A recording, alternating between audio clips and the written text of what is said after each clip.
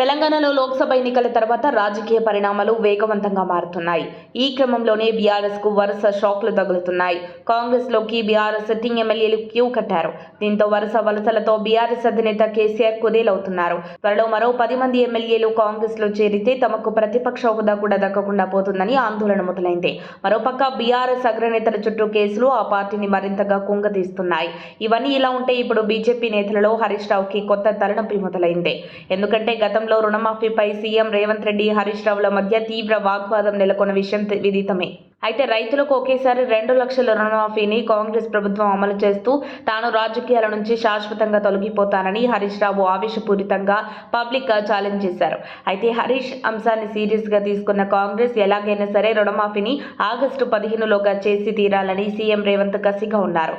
గత నెల రోజులుగా రుణమాఫీపై కసరత్తు చేసిన రేవంత్ సర్కార్ ఇప్పుడు ఆ దిశగా ప్రయత్నాలు ముమ్మరం చేసింది.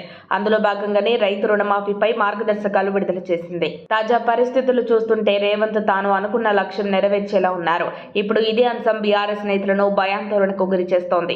రుణమాఫీ విషయంలో రేవంత్ సర్కార్ను ఇరకాటంలో పెట్టాలని భావించిన బీఆర్ఎస్ నేతలకు సీఎం రేవంత్ చెక్ పెట్టనున్నట్లు తెలుస్తోంది. బీఆర్ఎస్ హయాంలో రైతు రుణమాఫీ పూర్తి స్థాయిలో అమలు చేయలేకపోవడంతో రైతులు ఆగ్రహం వ్యక్తం చేస్తున్నారు. దీంతో ఇప్పుడు రేవంత్ సర్కార్ రుణమాఫీని అమలు చేసినట్లయితే రైతుల నుంచి గులాబీ పార్టీకి మరింత వ్యతిరేకత వస్తుంది. ఇప్పుడు ప్రభుత్వాన్ని ఏ రకంగా ఇరకాటంలో పెట్టాలని బీఆర్ఎస్ నేతలు తలలు పట్టుకుంటున్నారు. ఇక హరీష్ రావు పరిస్థితి ముందు గొయ్యి వెనుక నొయ్యి మాదిరిగా తయారైంది. తాను అనవసరంగా రేవంత్తో ఛాలెంజ్ చేసి రెచ్చగొట్టడం తొందరపాటి అని భావిస్తున్నట్లు సమాచారం.